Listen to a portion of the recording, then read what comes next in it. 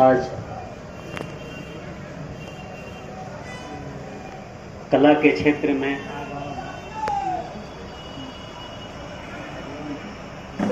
आजीवन समर्पित रहे वाला व्यक्ति राष्ट्रीय पुरस्कार से सम्मानित रामचंद्र माझी जी हमनी के बीच में नहीं थी। वहाँ के श्रद्धांजलि सभा पुष्प अर्पित करे खातिर हमनी के यह सब आदमी इकट्ठा भइल बनी जा। आप जे भी एहिजा जुटल बा, कला के प्रति जरा रुझान बा, लगाव बा, सांस्कृतिक से लगाव बा, ए भिखारी ठाकुर शोध मंच के नरेंद्र भैया और कृष्णनंदू भैया और हमारे गार्जियन नीरज सर बानी, अरुण भैया बानी, शमशाद भैया बानी, रंजन जी बानी, सभी लोग के भी बहुत बहुत बधाई। आज हमनी के प्रदेश से ही नहीं बल्कि पूरे भारत से कला के जो अस्तित्व होगा कहीं ना कहीं खतरा नजर आता। तो एक कला के संस्कृति के अस्तित्व के बचावे खातिर हमनी के समाज में आगे आवे के पड़ी और सबके ये बात समझावे के पड़ी। और सरकार, खास करके जो सरकार बा, सरकार आज तक ले कला से तो काम ले लेता, चुनाव जीत जाता, कलाकार के बुला के सांस्कृतिक मंच बना के बड़ा बड़ा और कलाकार के बुला के भीड़ इकट्ठा कर लेता और फायदा उठा लेता, वोट ले लेता, लेकिन कला के एक नचनिया बजनिया ही समझाता। वही तब ओकरा से आगे ज्यादा स्थान नहीं खेदे, प्रतिष्ठा नहीं खेदे। तो हमनी के कर्तव्य बनता कि हमनी के बाबू वीर कुंवर सिंह के धरती आरा से, भोजपुर से एक लड़ाई, कलाकार के सम्मान खातिर लड़ाई, भोजपुरी खातिर लड़ाई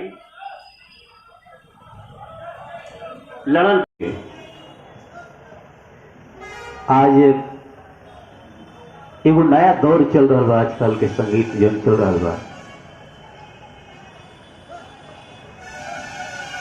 आदरणीय भिखारी ठाकुर जी के जो गायकी में मिठास बढ़ुए, पुरानका जितना गाना बढ़ुए भोजपुरी के, वो सब मिठास जो भी बढ़ुए, आज के आसमान जमीन के अंतर बढ़ुए। पहले के गायकी से, पहले के गीत संगीत से संस्कार झलकत रहे।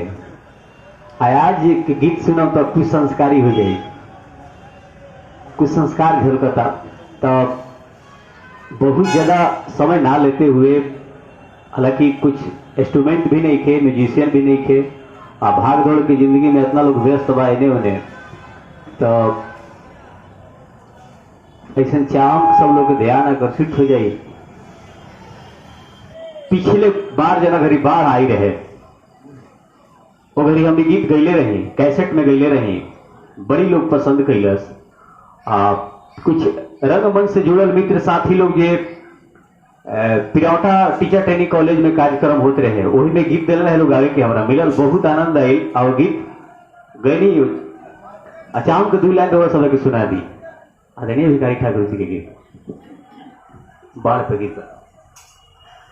गंगा जी के भराली अररिया नगरिया दहा तो बाटे हो, ए गंगा मैया पनिया में जनिया रोवा तो बाड़ी, कंता विदेश मोरे हो, ए गंगा मैया पनिया में जनिया रोवा तो बाड़ी, कंता विदेश मोरे हो। घारावा में धारावा बहुत बा पुकारावा होखत बा पुकारावा होखत बाटे। मांझी जी के स्मृति में इकट्ठे हुए हैं और उनका जो भी योगदान रहा रंगमंच के क्षेत्र में वाकई बहुत सराहनीय रहा और हम तमाम कलाकारों के लिए वो हमेशा प्रेरणा स्रोत रहेंगे। बहुत बहुत धन्यवाद। भाई नरेंद्र सिंह जी, एजा उपस्थित जनाधिकार पार्टी के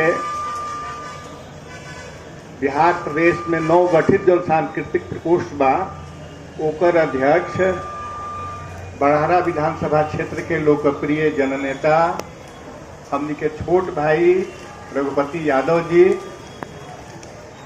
मंच पर उपस्थित छोट भाई प्रबुद्ध संस्कृति कर्मी, सचेत समाज कर्मी और संगठनकर्ता शमशाद प्रेम जी, पत्रकार अमरेश कुमार सिंह जी, बहुचर्चित रंगकर्मी हमारा पारिवारिक सदस्य रंजन जी, एजा उपस्थित बहुत पुरान एजा के सर्वाधिक हम समझतनी कि अभी वरिष्ठ रंगकर्मी लोग में से, संस्कृति कर्मी लोग में से एक हमारे ग्रामीण छोट भाई अरुण प्रसाद जी और उपस्थित मंच पर तमाम मित्र लोग। सबसे पहले हम पद्मश्री रामचंद्र मांझी जी के स्मृति के नमन करते नहीं, उनका प्रति श्रद्धांजलि अर्पित करते नहीं। हम इस बात के सोच के एक तरह से रोमांचित बानी कि रामचंद्र मांझी जी के रूप में भोजपुरी के उस सम्मान हासिल भइल जो ओकरा पहले दूसरा केहू के माध्यम से हासिल ना भई रहे। ये पद्म पुरस्कार भारत के जनता के द्वारा दिल गई सम्मान होखेला जो समाज के बहुत विशिष्ट लोगन के रिकमेंडेशन पर भारत के सरकार देवेले, राष्ट्रपति जी देवेलन। तो रामचंद्र मांझी जी के ऊ सम्मान मिलल पद्मश्री से वहाँ के विभूषित भैनी।